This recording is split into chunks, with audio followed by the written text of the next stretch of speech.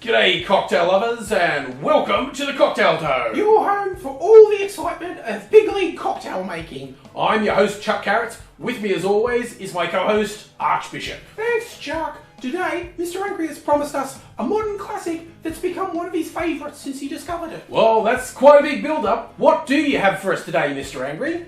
Hi fellas, I hope you're ready for some double fisting.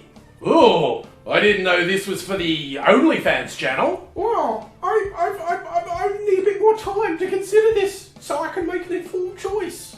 Don't worry too much. What I mean is, I'm going to give you two cocktails to compare, so you'll need to use both hands. There'll be the standard version of the cocktail and a barrel-aged version.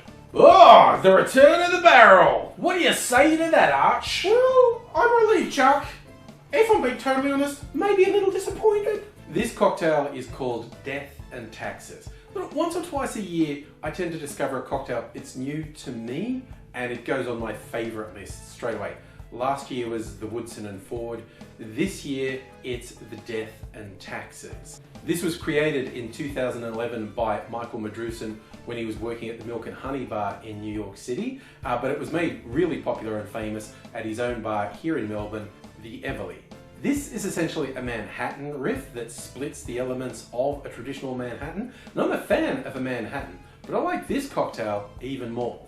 This cocktail starts with whiskey, like a Manhattan. You can go with a whiskey of your choice. I've seen both Scotch whiskies and rye whiskies recommended for use in this. I did, let's say, a lot of experimentation to get it how I liked it. And what I found is bolder flavoured whiskies work better in this. So you do you. If you were doing a single shot of this cocktail, the recipe would be 1 ounce or 30 mils of whiskey, 1 ounce or 30 mils of gin, 3/4 of an ounce of sweet vermouth, 1/4 of an ounce of benedictine, and 2 dashes of orange bitters. Oh, whiskey and gin? That's an unusual combination.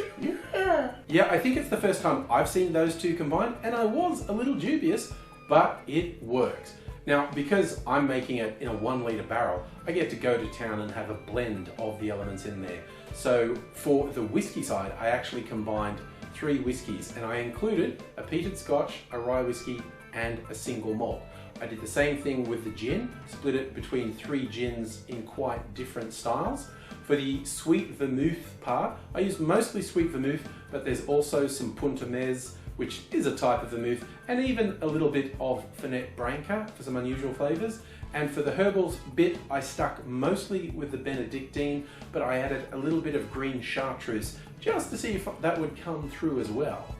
I mixed up the bitters as well. I did 10 dashes of Angostura bitters, 10 dashes of orange bitters, and 5 dashes of Peychaud's bitters. I put all of that into a barrel. Well, not all of it. I set some aside so we'd have a comparison. That stayed in the barrel, and I tested it periodically, and ultimately it stayed in there for 3 weeks.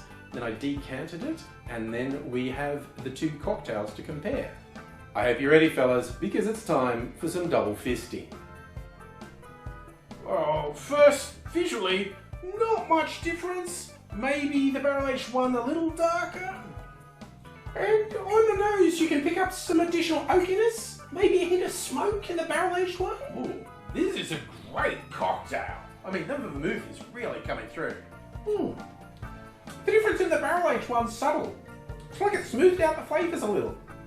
Also, picked up some of those oak notes. Well, I can see why Mr. Angry likes barrel-aging cocktails. Yeah, besides getting that unique additional flavour, you end up with a batch of cocktails ready to go. Well, it's definitely worth investing a bit of extra time to get results like this.